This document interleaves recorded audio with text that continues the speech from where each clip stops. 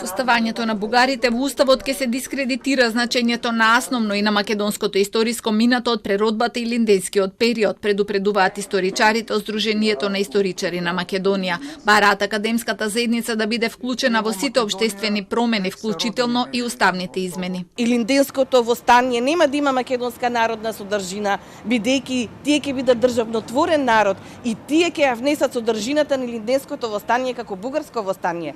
Крушевската република исто ќе биде израз на бугарските атрибути, не на македонските. Исто така, антифашистичката борба нема веќе да биде антифашистичка борба, туку ќе стане граѓанска војна, а ние ја имаме нашата државност точно врз антифашистичката борба.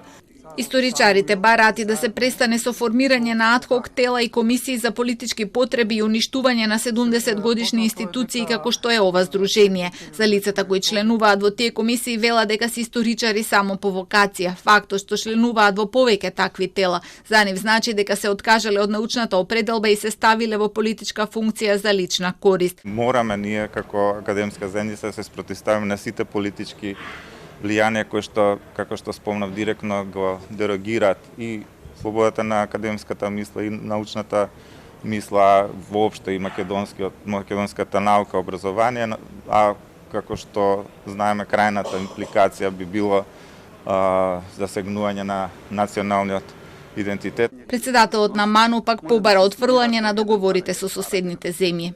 Факти што научно и документирано се верификувани од МАНУ, од македонската, но и од светската наука, тогаш документите што ги негираат тие факти и промовираат невистини, лаги и манипулации, а тоа се договорите со Грција и Бугарија, македонците и македонската научна јавност треба да ги отфрлат и да ги осудат. На денешната дебата биле поканети членовите на историската комисија, но никој не се одзвал на поканата.